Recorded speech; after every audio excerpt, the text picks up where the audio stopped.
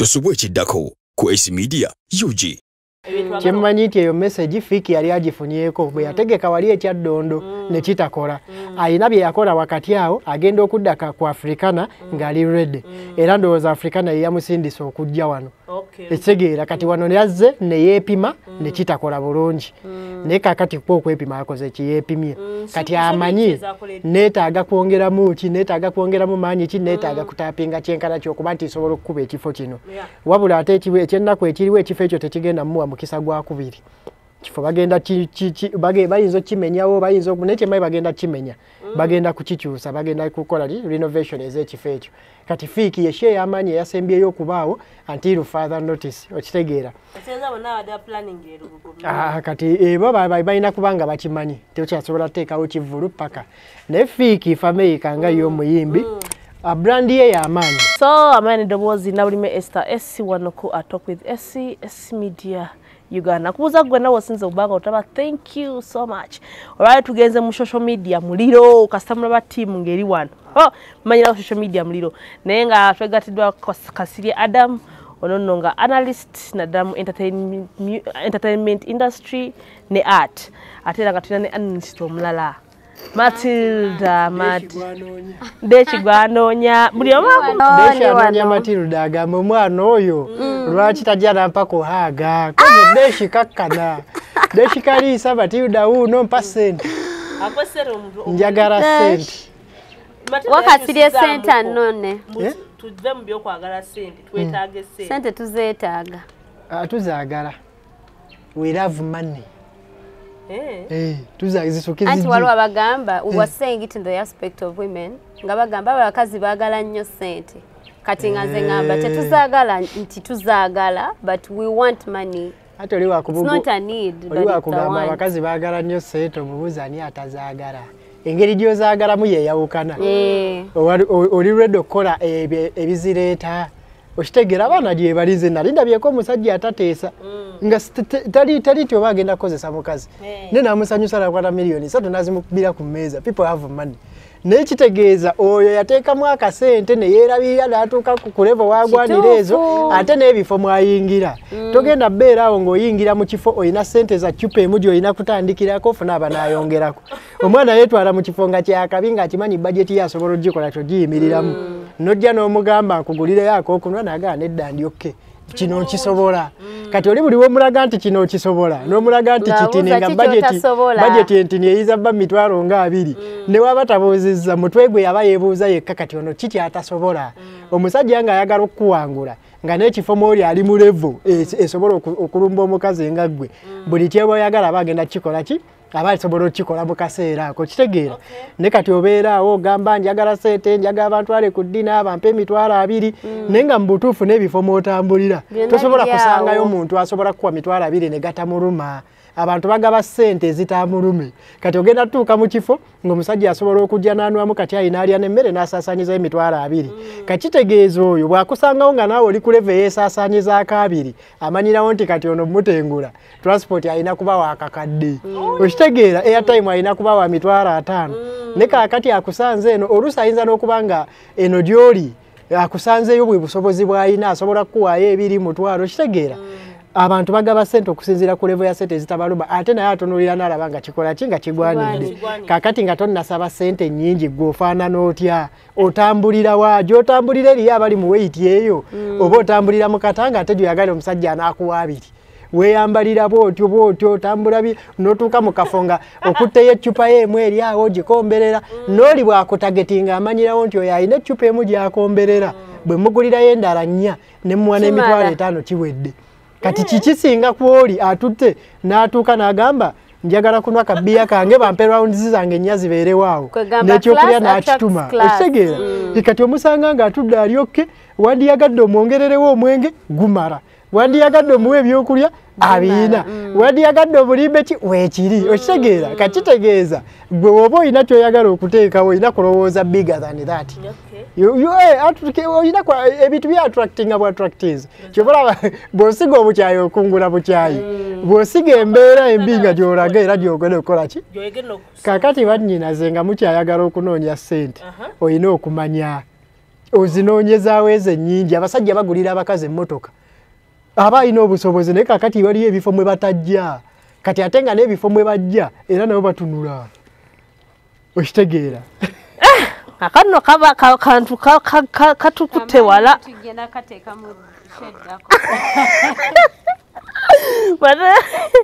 Kasidi takubye nnyo omusumaali ne anyway abakyala muwulidde Kasidi rero tumukutekawo n'agendako eyo tumukutekawo n'agendako eyo nga temulya hayi Matilda olambuga kikuliko omulagamba ku deeshi abeerawo nga sho yonna aba anoonya kulaba ggwe era gwe abeerako nga bw'ayongeza maaso skip Matilda Mangano omuvubuka w'ebyennaku yakuli bubi. Tugende mba. Ebyennaku biri. Genda maaso weyanjule. Matilda. Abana bakunoonya. Nze wandi wano ku SC Media yenna njagala contact SC. Oba you can contact Kasirye or you can contact Brian. Naye mugambirawo bw'oba ogenda ayita mu Kasirye olina sooka kuwa ye ng'omuko. Osooka kuwaayo ekintu eky'amaanyi kuba tuli bantu b'amaanyi. Bawana Kasirye. Kasirye yajja bakwasaganya. Bola. Nenga anyway social media mulio tubeera twogera ku bintu ebibadde mu week ebigenze maaso bitambudde bitya ebyawedde bitya era bigenda kubeera bitya. Okay? So nakola lero tugenze ko mu social media mulio era nga tugenda kusookera wali ewa Fake Famaika. Fake Famaika badde ne kivulu olunaku lwokutaano zabadde naku z'omwezi zimeka 26 January 2024 nyinza okudda mu 2023 and munsekerera kitegeera kubanga nkyalina mukaloko omwaka guno tegunnantambuliranga bwe ne anyway Fake Famaika yakoze ekivulu however ebyayogeddwa byabadde bingi nnyo kyamusaze tekyamusaze ate nno emabegakawo bagamba David Tolia yamutaddeko ekivulu nagamba nawe David lwatatadde ekivulu kijja kusala muno ekivulu kyabaddeyo naye omune bagamba Fake Famaika ekivulu kyamusaze byafunye abantu 15 What are you saying? 15 Hey! Namukwano gwange ali mu fighting olutalo depression. Shira price tukutumiddeko tukubuuzizaako nnyo banane tukomye depression mulegera okwetta yagamba what are you saying? What are you saying? Huh? What are you saying? So wama Kasirye bagambye mbu yafunye abantu 15 kakaaga mbwa lugogetuza abantu bameka eyo ogimatiza oyinza okubanga weetaaga abantu emitwalo ng'ena 3 nene venue nene ebyaddala ku 10 oba okufuna ku 10 oba ku kintu ekiramba oba ofunye meka ofuna abantu 15 tuyinza obutadiscussing ekyo kubanga ga mazima ebivulu byemabegakaawo tebigenze bulungi nebigenzemu numbers ennyingi era ojja kwesanga nga sente tebikoze nnyo okitegeera so kakati kaseera kano nedda kale tetugenda kidiscussinga nnyo simanyi abagamba nti kyamusaze kiba kyakusaze naye waliwo ensobi ezaakoleddwa kiba kyakusaze naye ekivulu bwe kikusala si nkomerero ya bulamu okitegeera kiba kitegeeza waliwo by'otakoze bulungi ku olwo nga olina okuddayo weetereeze obikole bulungi osobola okukola ki osobola okudda kyemmanyi nti eyo message Fiki yali agifunyeko bwe yategeka wali ekyaddondo ne kitakola alina bye yakola wakati awo agenda okudda ku Africana ng'ali ready era ndowooza Africana ye yamusindisa okujja wano ekitegeera kati wano yazze ne yeepima ne kitakola bulungi naye kakati kwo okwepima akoze kiyeepimye kati amanyi neetaaga kwongeramu ki neetaaga kwongeramu maanyi ki neetaaga kutaapinga kyenkana ky'okuba nti isobola okukuba ekifo kino wabula ate ekyennaku ekiriwo ekifo ekyo tekigenda muwa mukisa gwa kubiri kifo bagenda bayinza okimenyawo bayinza nekyemanyi bagenda kimenya bagenda kukikyusa bagenda kukola renovation ez'ekifo ekyo kati Fiki yeshe y'amaanyi eyasembyeyo okubaawo until further notice okitegeera kati ebo balina kubanga bakimanyi tekyasobola teekawo kivulu paka naye Fiki Famaika nga y'omuyimbi brandi ye y'amaanyi brand Fake Famaika y'amaanyi n'ennyimba azikola nezitambula neziyitawo okitegeera naye solid fan base eyo bagyogamba nti Fake Famaika amakanda ge gasinga kubeera wa takyakifaako nnyo ekyoku understanding amakanda gange gasinga kubeera wa kuba omala okya understanding then otandika okutaapinga mu bbo era ne bw'oba otegeka kalenda ye ey'ekivulu obala obudde nga bo bafevalinga katugeze olina audience esinga nga y'abaana ba masomero era ne woba otegeka ekivvulu omanya ati kibafevalinga okuba nti bali waka kibafevalinga okuba nti season mwe bali n'omuzadde asobola ozimu ajja akole ki ajja asanyuke okitegeera kati ne ssente zennyini z'otegese n'omanya nti zimufevalinga okuba nti ajja kujja asasuleko takisi alyeko anweko kasoda abeere mu kivvulu amala alinnya adde ewaka kati opimapimamu n'ogamba ku bajeti y'omuntu oyo ng'ate anjagala nnyo bwe nteeka ku ssente bweziti anaasobola ogikola ki ogituulamu okitegeera era n'omanya kati n'opimapimamu n'ogamba ne kaseera kano wendi bwe mba nga nkubya Africana nga cricket over ye venue buli muyimbi kwayagala okwepimira okulaga nti kati ntudde amaanyi nga wezezza njirumbe kati oba nsooke nzireyo ku Africana oba nfuneyo venue nga esingako Africana obunene nsooke neepimira awo ndabe bwe njikuba then neetegekeyo emyaka gyange egi ngende be cricket nga nkimanyi kyengendo gikola kyonna ndisigala mu byafaayo nga bakola ki nga banjogera ku kyega ojjo balira mu stages nabawako ekizaapo y'omusajja gwe bayita Mr. Easy mu Nigeria Easy yali annyonnyola business formula ye gyakozesa bw'ate oluyimba ne lubeerako abantu kakadde views tateerera paka ng'ategedde akakadde kano kavuddewa paka ku muntu asembayo kati bw'amanya nti e Kampala nafunye abantu 200 abayagadde oluyimba lwange bw'aba ajja e Kampala ng'anaategeka ekivvulu afuna venue y'abantu 2,000 amanya out of 2,000 tasobola kulemwa funako 10% kati ye 2,000 ze bwazifuna ne kajjula kati oyo footage gwakwata buli alaba agamba Easy yakubye akavvulu kyekaleginga balala okuddamu okukola ki omubuukinga bw'amanya nti music wange 3,000 views zavudde mu London ng'amanya Banigeria bameka bali mu London nti bali 3,000 kati ng'amanya neetaaga venue nga y'abantu 3,000 sisobola kulemwa out of 3,000 abanyumirwa okuyitako abantu 3,000 10% ne bajja bakola ki ne bajja bandaba kati artist yenna nga tonnategeka kati ffe bwe tubyogera ebyo bagamba abo boogera ki okitegeera bino byonna tebabikola tebabibala ne kati kaseera kano tuve ku level ya vibe tudde ku business brand fikfa maker nene nnyo tekyali ku level ya vibe nedda oyo kati ali ku level ya business kubanga yeezimbye ataddemu time ataddemu ssente abadde consistent endabika ye badde consistent okuva yatandika paka waali kati kitegeeza eyo nayo kati leverage gyasobola okukola ki gyasobola okukozesa okitegeera ne kati tutuuse ku level brand fikfa maker weyina otandika okukola ki okubalira ennyo ku level eno ajja kwetaagamu ku bantu nti tiimu ye eriko abantu nga si lwakuba nti mikwano gyaludde nabo naye nga bategeera bizinesi bulungi bali business oriented basobola omubalira okuviira ddala ku lwa publishing music we online streaming natereeza kino kiva kikola bwe kiti ne bamubalira kuva ku branding kino kikola bwe kiti ne bwe kiti okitegeera ne bamubalira paka bwatuuka okukola ekivvulu okitegeera fikfa maker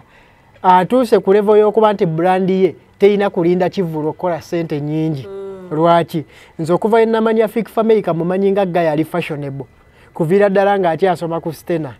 okitegeera be baatagamuyanga amasomero oyo empale y'essomero baagimuwanga empale zaabo zaabanga za black nga nnene bweti n'agisala encupa n'ekoma kuno ng'ayagala abe ng'alabika bulungi administrative wawo n'abasanga n'agisalamu makansi okitegeera kati bw'avaayo ne tutandika okukolagana awo ng'azze ku swati ng'era y'omulaba nti musajja mwambazi yabeerako ne dakisikateero ng'amwambaza kitegeeza ki nti akanyiriririke mu fashion kazze kazimba paka bwatuuse kali bwatandika okuyimba ebibye tekikwewunyisa okuba nti gaya ali looking fresh ganga nga bwali nti eva gayo osobola omutunuulira ali fresh kati freshness ateekeddwa otandika ogitunda kuba abaana babaayo nga bagyegomba okitegeera nti kakati twetaaga okulaba ku ki twetaaga okulaba ku brand eyafiika ey'engoyo bakolaboratinze ne ba designers wano asobola n'obutatandika collaboratinga ne ba designers n'atandikira ku kya street fashion nga gwenkola nti akoze brand ye fresh ganga fikfa maker biki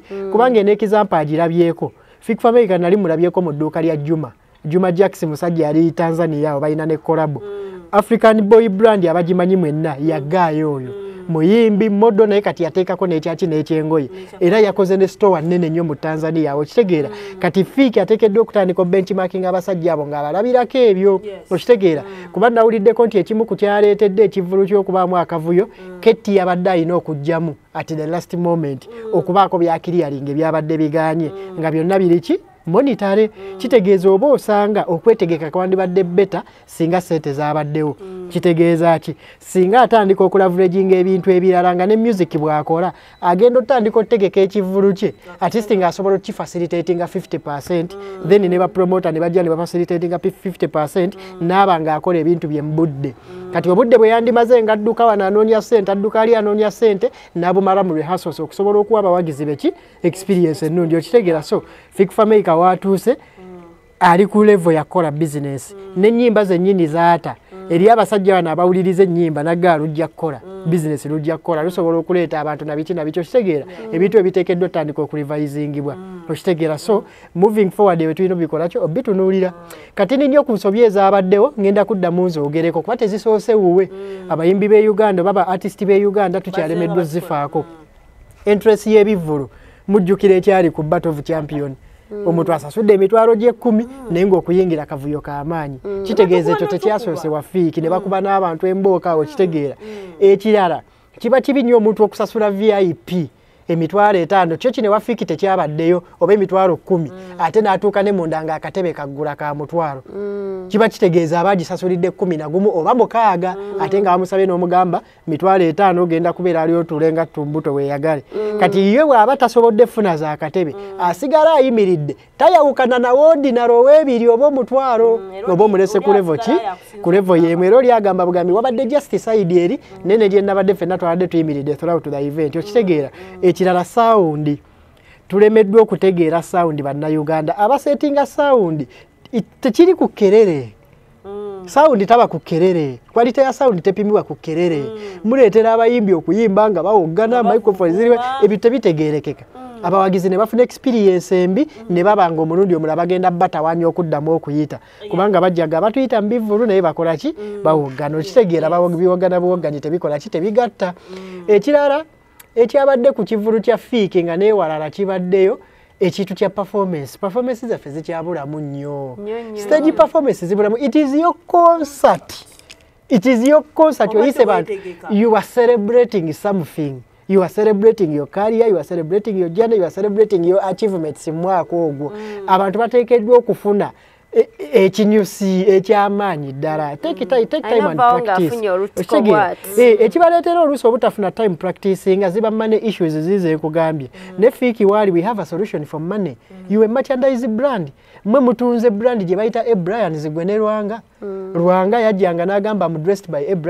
Ebrians ng'ogugwe gwakufuba kwambaza Lwanga anyume Lwanga ayogere ku Brian ezo brand bbiri ze complimentinga ebimu ku byakola Lwanga kwe kuba abaana bali attracted lyali olwa style ye ani yakolanga ku style eyo yali Ebrians era ng'olujja akugamba mu dressed by Ebrians olwaleero abo babiri balina ebivvulu ebyaki ebyakabi Fiiki y'omu ku bayimbi ab'embraces Ebrians n'okwongera omukakasa mu bantu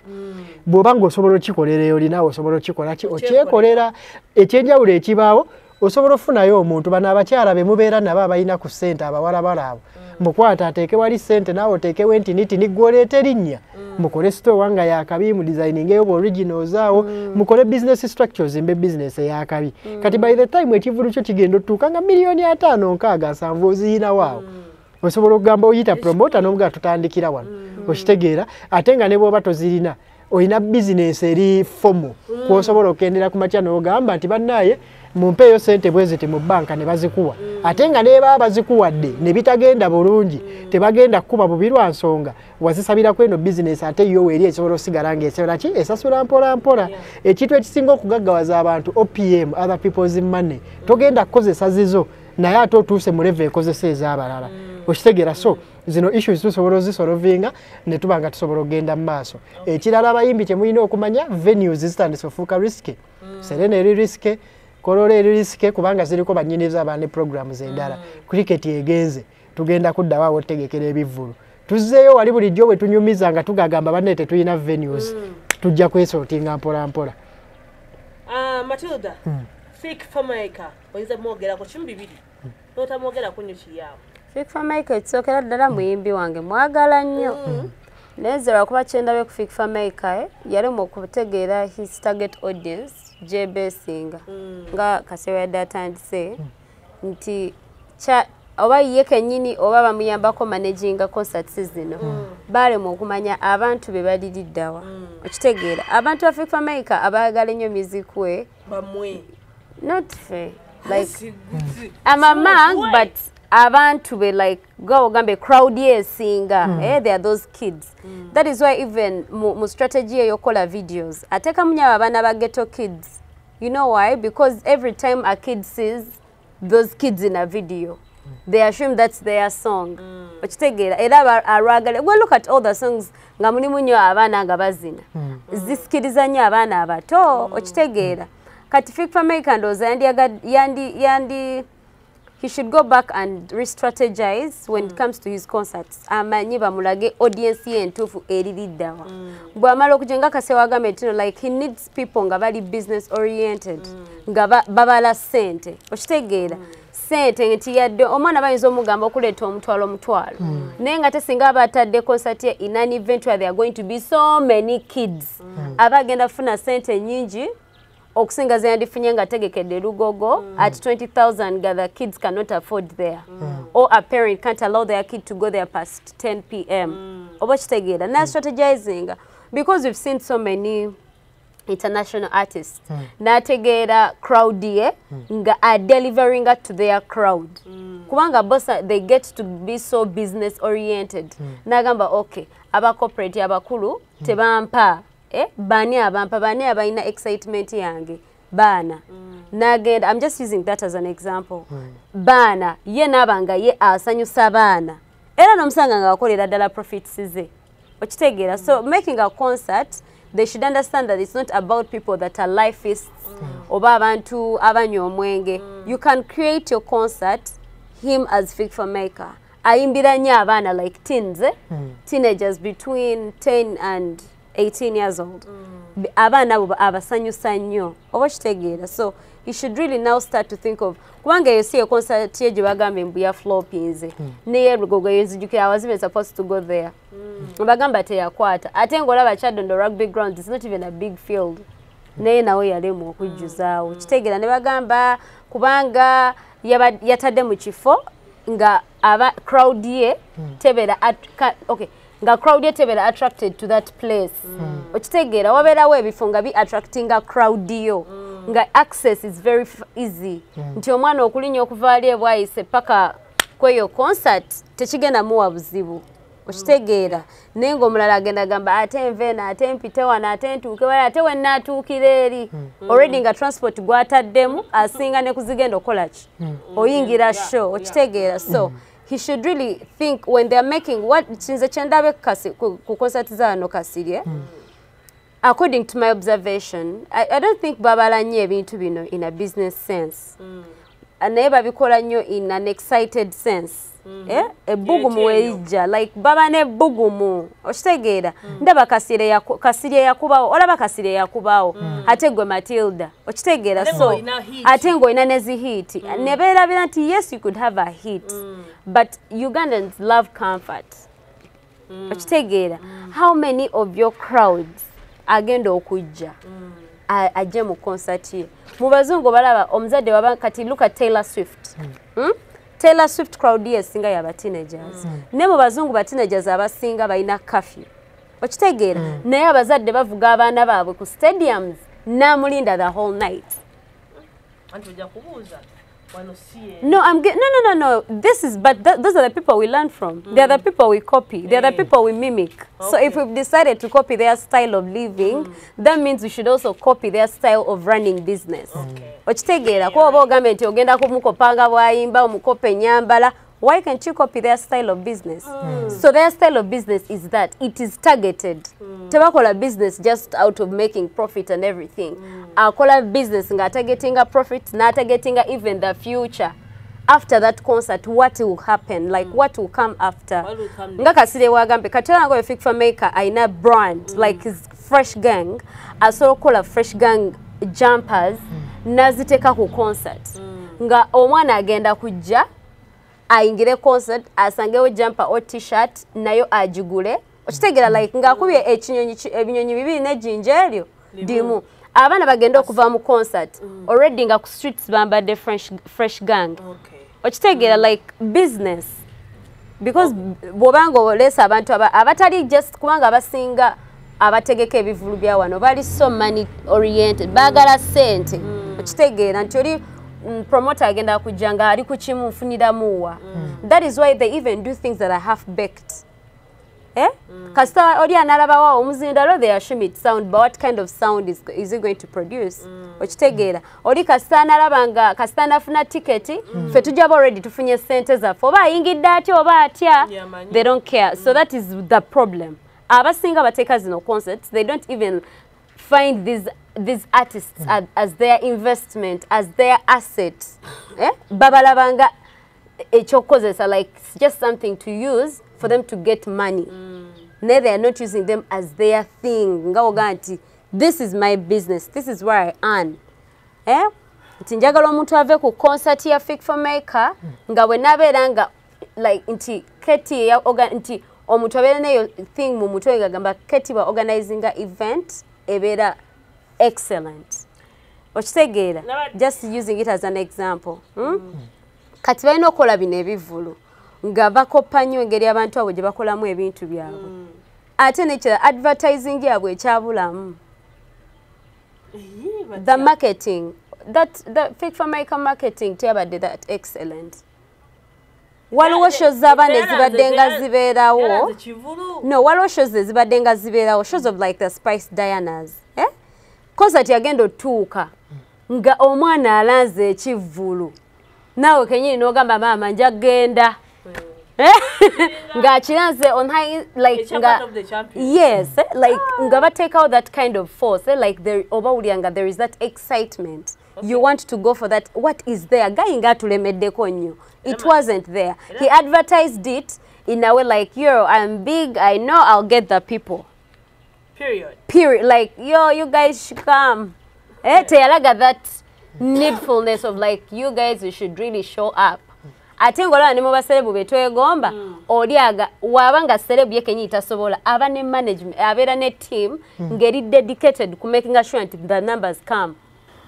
ne bakola everything ejo kirabirako nze ngaza kola eri wansi mu downtown nakirabako ku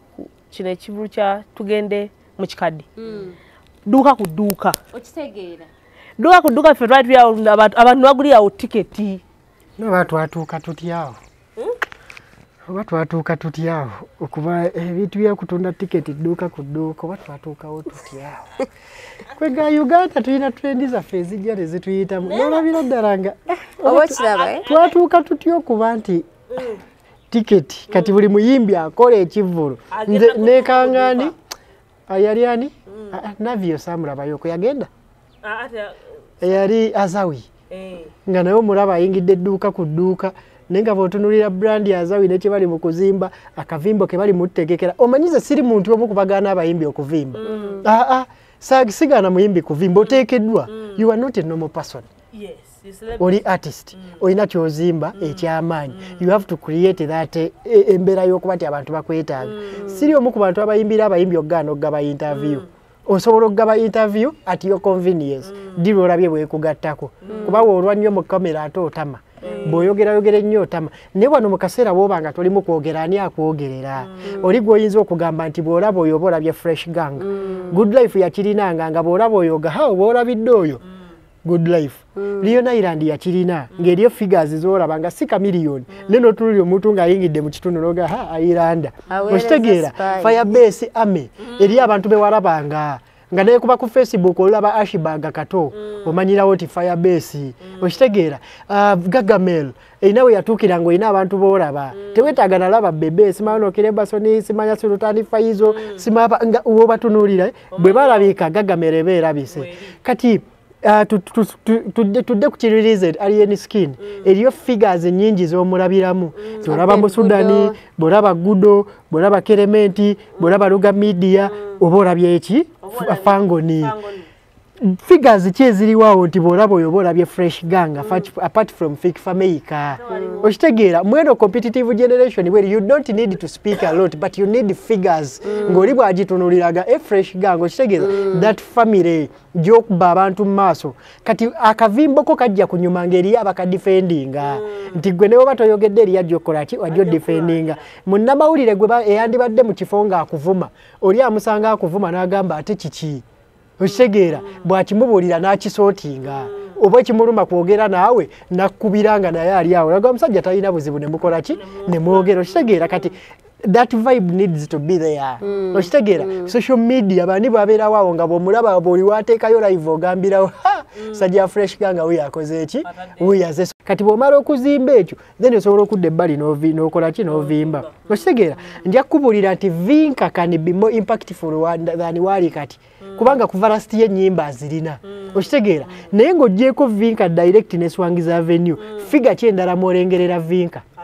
oshitegeera timu kibojoola banogamba nti kati bano we batandika ebakumala Yvonne ataddeyo post omanyirawo nti Veronica akoze eki alabise okitegeera ti vibe eyo yeetaagisa kubanga gyotaba ebayo ebigenda mu maaso bani abateekeddwa okwogera ku bino be personalities ze wazimba are they authoritative enough okuba nti bagibako info ku gwe that is up to you anti kakati ze kyendabeko ebyo kati ezo examples wadde mukulu kasirye those artists ababeranga n'omuntu golaba nti nga n'amaje there are those people that have built their music career with a gang okitegeera kati nga wadde Firebase Good Life they had a gang from starting from the bottom okitegeera look at Fake for Maker sorry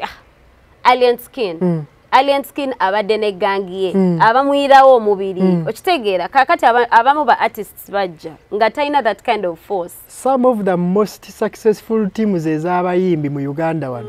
timu Juliana yayina abaana Selector William oyo yayinza obbagamba nga wobalabira ku Facebook oti omanyirawo Juliana teyeetaaga kulwana lutalo laki naye nga Juliana wakabi ali humble ali laid back gang yo esobola okubeera ng'ereflectinga gwe nti beeyisanga we weeyisa naye ensonga lwaki obeetaaga they can be more present than you nti bali more present than you ne bali presentinga gwe era abo babeerawo ne babanga 2-3 nga n'okuba orientinga oba orientinga ne namba zaabo personal olina ne WhatsApp group bakola kimwe bali tebazifaako nnyo kuzifacilitatinga kuzibeerawo nti weeziri ne babanoonya okitegeera ne kati Juliana yayinanga tiimu eyo ng'ebaawo zino entalo za Facebook nga Juliana ayogera ate kati bwamala n'abaawo ne bannamawulire be bano ba William bamwagala ba Jacob bamwagala era nga nabo ganga zino bazimanye era boogera nabo abantu abo kati kiri ku brand kijulina you need representation at times when you are not there so so for Fake for Makers I conclude he really needs to up his game when it comes not only him but also the other artists Baberenga they really take key. They should look at these concerts as a business, not as just a thing that I'm going to do, get money, and then I run and be quiet for like a whole year. They should look at it as a business, not just for that night, but even after that event. What is life after that? Am I going to still stay relevant, or I'm not going to stay relevant? About performance, I want whoever organizes these events and even the artists, bamanyeti kakati fa baba wagira tuli well informed. We are well informed. We can compare and contrast. We can judge good and bad. Me, that is why I cannot fear to tell an artist that they do not sing well for me, because I know what good music is to me. I know what someone with good vocals is. I know an artist that will sing and I will get goosebumps, and I know an artist that I cannot play in my car while I'm driving. So they should really mind about making something that is going to stay on someone's head and heart for a very long time. Sibiagambo tukole tugende maso balino menti bojja no performing obubi waliwo fan tetukyali byakuwawala bwawazi kuwagira abantu. We need quality. Kumanga tuina like TikTok has exposed people to so many things. Nti kati omuntu asobere we nagamba no tamanyi kuyimba bulungi. Onamanyi okuyimba obulungi. Nga tamaze tekawo Coca-Cola rated next or any other singing competition. Nenga just owulira ekintu nti si kirungi. Concert oli namanya kati abantu baba comparing with international artists. Okitegeera ate nga si bazungu nga baddugavu oli nagamba if Davido can do this why can't you do that? Okiraba so they should really know ababategekera naffe n'ababayimbi abatuyimbira bayino manya nti ffe ababawagira we are well informed and we want quality and we are going to demand for quality. Nga njagala okwongereza ku kyakasiye ne Matilda tugende ku mulamu omulala bannange ekintu ekyo kya bapromota simanyi abapromota simanyi ababayi wano mu kuyingira no mutuwe mu ku magezi ebintu by'okuyingira ebyo ne asudde 5 sente n'ebirije sente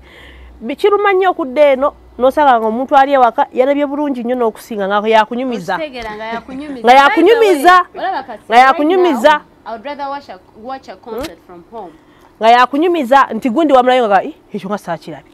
nze kyona kya ku Battle of the Champions eyasindi ne Shiba nga bali awaka balabye byonna nzibye saalabye ate nga nali nsasudde emitwalo gyange 10 so bambi bapromota mu ngeri nga muteeka abayimbi muteekewo ne regulations wano abantu nga bayingira okitegeera obutebe tebuba bwakusasulira akatebe munne nakasasudde ku tiketi kugamba okitegeera so bambi mwetereze bizinensi eno mugirabanga y'okusaaga naye weena avaawo bisobokera ddala n'ekirala kyembadde njagala okwebuzaamu mukulu Kasirye bano TV stations streaming concerts ezo do they pay these artists? Simanyi nkolagana gye balina kaseera kano kubanga baba balina obbanga babasasula ba organizers because your streaming kitegeeza the TV is benefiting from the other guys. Kisinzire yinza okuba yajjidde mu bwa sponsor nga yamuwa obulango nga kubimu ku bye baategeeragana ffe tujja kuwa obulango then tujja kujja tukole ki kati kisinziira tugenderawo nga tuvuddeyo tugenze ku Alien Skin ne Fiki Gaza emabegako awo baddewo olutalo wakati w'amagye kati ketugenda okulaba ku magye gana amagye Kasiga adayogerako wali amagye ga Alien Skin n'amagye ga Fiki Gaza waliwo gwe baakubye ebiyinja waliwo gwe bagamba nti sebakubye ebiyinja ate era ne bagamba tujja kwekuba Kasirye Matilda ekibuuzo kyange wano kiri nti ana benefit is it worth it balaba tokubeera nga beeyomba ne bono n'ayomba tonazaayo kino ekintu ani agenda okuluzinga ani agenda okuwininga at the end. Can I start with that? Yeah, you start. Olaba Essie, those kinds of battles kulwabe makindi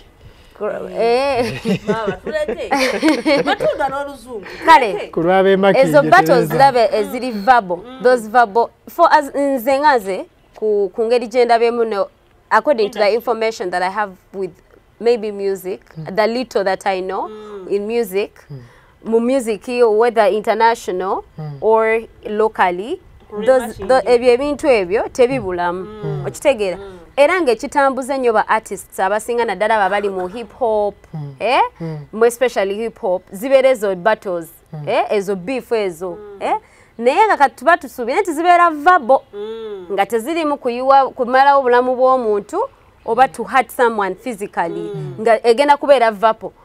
kudda ku social media kwesabula they benefit both sides Ransonga Fiki Gaza is going to stay talked about, Alien Skin is going to stay talked about. When a song comes everyone is going to be eager, you know. It's also like a strategy in a way. Nacho kaberanga kakodio nti bukati wabera bayomba fena tubera tuli very eager okumanya akayimba Alien kana fulumya kagenda bakasabula Gaza oba kagenda ba just normal music. No, like Esther, that is expected. Now let me tell you, Megan.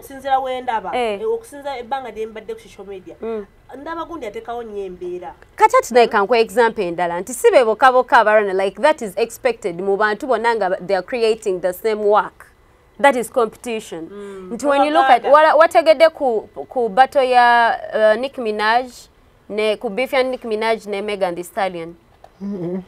Nabo baleo bali mu kwesabula byabwe okitegeera Nicki ono yagenze nakola statement mu line ye eya one of the songs that she released, it's called His.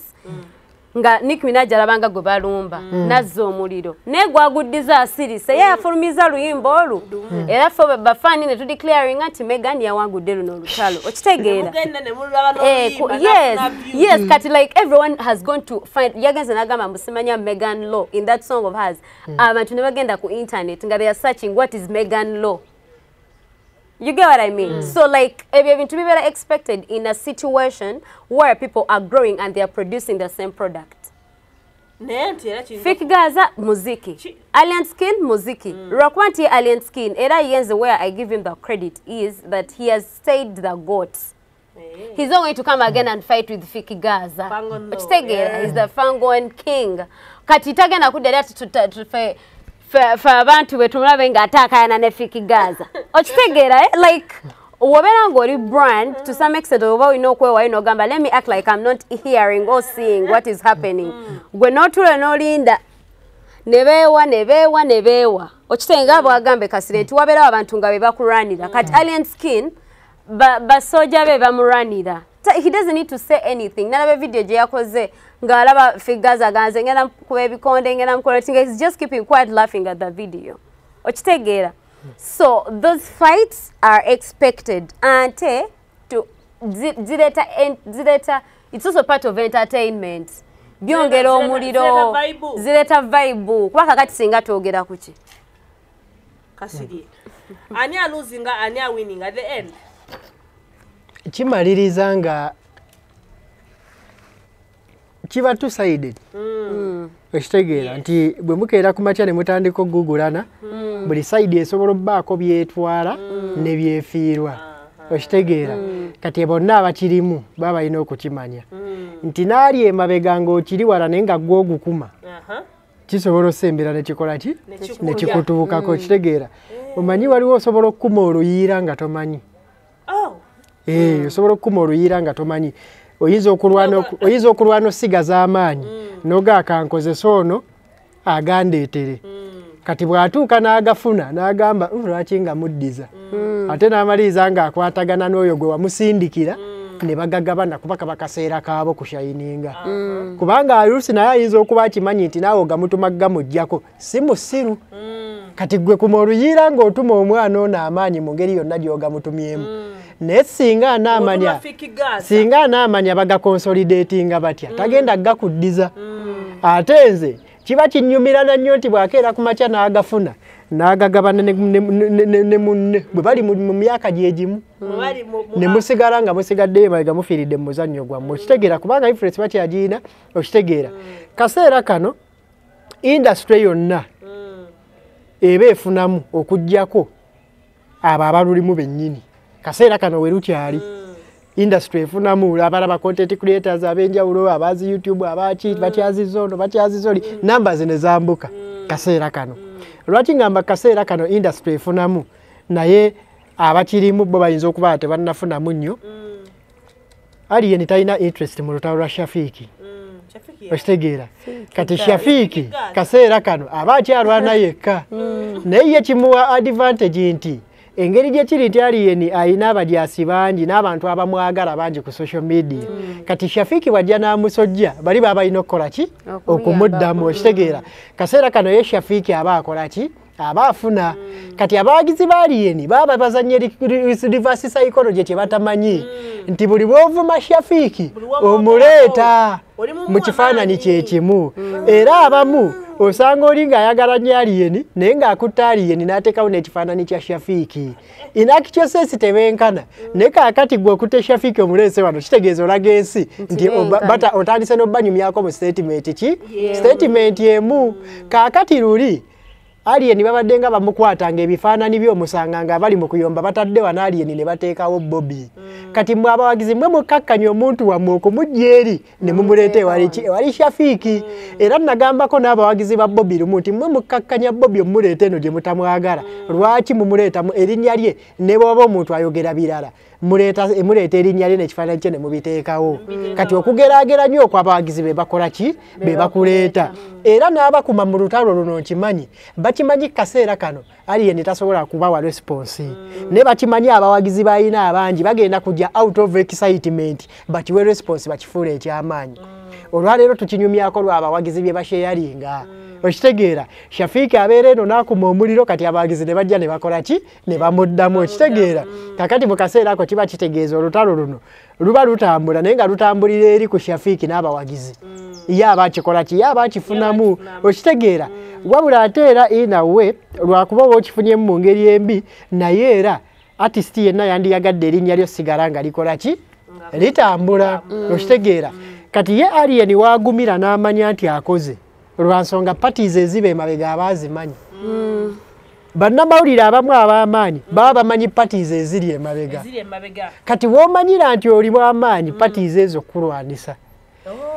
kiba gy'oli okumanya ogenda kweseetinga otya okusobola osigaza amaanyi ago kubanga zo zino pati ezirwana zaagala kimu alien abeere ku level ya Shafiki tebaagala eri waggulu eri gye bamwagala tebamwagalayo tebaganye okukkiriza nti atuuse eri kati banoonya ekintu ekigenda okuleetera bano abawagizi okukwata alien bamukomyewo ku level ya Shafiki kwatali kati mmwe abawagizi abali eyo mulowooza mudifendinga naye mwonoona muggusa ggolo y'abali kyekiri kye nakugamba nti bw'omastaringa reverse psychology ofuga ensi okitegeera omastaringa reverse psychology okola ki ofuga ensi kati gwe buli womanya nti nsobola obbateekamu olutalo ne balwana naye nga ye balwana nfunamu kiba kikola kikikola kati ekizibu ekiriwo kimu nti bali babwana mukulu tebatyakompitinga nnyo mu ndongo singa abadde batyakompitinga nnyo mu ndongo n'ennyimba wandizirabye nga bazitadde kubanga mu kaseera kano bamanya nti amaanyi gakoze eki olwaleero amazima gali nti teri brand esobola kuba alien ng'ezze direct kati olina omuteerawo akatale akagenda odistracting abantu be batandika okulwana ebitakola ki ebitaliiyo kati kikuyamba singa osobola nayo mudivertinga n'alugjamu kati bw'oba olemeddwe mudivertinga olugjamu diverting abawagizi wano omu ku basajja abakyasinze okubeera abalungi mu reverse psychology ye Bebe ne Kenzo okitegeera Kenzo ajja n'asulawo statement n'amaziga n'agakaaba ne mudda abamukuba ne bamukuba bamuwaana ne bakola ki ne bamuwaana okitegeera Bebe asobola okumanya nti nina olutalo ne gundi okitegeera tajja kunziramu ne kanzije mukube abawagizi bajja kujja batagale banziremu posti yange etambule statement yange ekole ki ekole okitegeera kati olwaleero nze nina abantu bangi ajja n'akuvuma n'osirika ogenda otuuka ku akawunti ye ng'olabira ddala tebigatta kati ate eriyo n'abajja ne bakuvuma nga bawera naye nga bw'obatunuulira entambula zaabo n'omanya nti zino ghost accounts eri ayagala okuzza ku level eyo nti olina kuyomba n'abo kati bw'oba ayigino walinga n'otabaddamu yes match azi bo bayomba naye ye kiba kimulumamu agamba wano kikoze eki kiganye eriyo entalo nga bawagizi be balina ozikulwanira kati kaseera kano ku level Shafiki kwali n'alien wali olutalo lwa Shafiki olina ddukwasa bawagizi okitegeera bo beesootinge naye okitegeera naye ekirala bwe tutuuka ku kyokuba nti batandise okitwala physical Shafiki engeri gyali ghetto youth alina okukimanya alien ghetto youth naye alina okukikola ki okimanya entalo ezo zisibizza abaana zittisizza abaana zimenya abaana emikono future nefa mwolwo olutalo osobola oyiwa omuntu eriiso oba ye n'ayiwa eriryo liba ligenze kitegeeza damage eba ekoleddwa etasobola kudda mwolwo olutalo lusobola okwatractinga forces ezibadde zitabafaako nga munyumirwa ebyammwe mwevuma ku social media ne mufuna attention bwe mugenda physical forces endala ezibadde zitabafaako zitandika obbawa obudde bwe zitandika obbawa obudde zo zijja na force endala order ni order okitegeera kubanga Shafiki wokubira abantu abakubidde kumpi ne military tolowooza nti aba military bo tebategeera obbaleka ne kigenda mu maaso baba bakirabye okitegeera ne basobola obbawamu time mwesootinge mwekubire ku social media na biki tolumba abantu physical okitegeera kubanga bw'ojja wano physical ne mugenda mu mukono biba bikyuseemu tekyetaagisa naddala nga tekyetaagisa omuntu bw'omuvuma nga takuddamu kola kimu muvume nga bw'ota endongo at least bw'agaana okuddamu Kattraction komufunamu kagende ku ndongo yo. Singa onoweze endongo otandika ozimba fan base yo. Fan base bw'ogizimba nena akiraba nti ogirina aba alina okuddamu. Kubanga aba agyetaaga ogikola ki? Oginona. Okitegeera. Naye olutalo luno kaseera kano abaalukumye bo banyumirwa. Kubanga kye basoose okwachivinga kimu. Abawagizi baaliye ne bamugye ku level eri gy'abadde alina okuba kati ate ne bamukomyawo mu Shafiiki. Kati abawagizi baaliye ne balina okukimanya nti omuyimbi wao balina omukwata bamuzeeyo gy'alina okuba. Wano bayigino walingewo.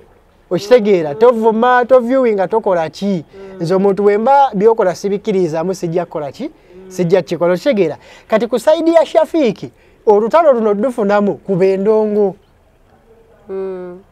Kuba endongo. Kubanga kigenda tuuka nga olutalo luwedde nga buli we lukkakkananga ebigambo bikendedde tebalina kye bakola ki kye bakufunamu.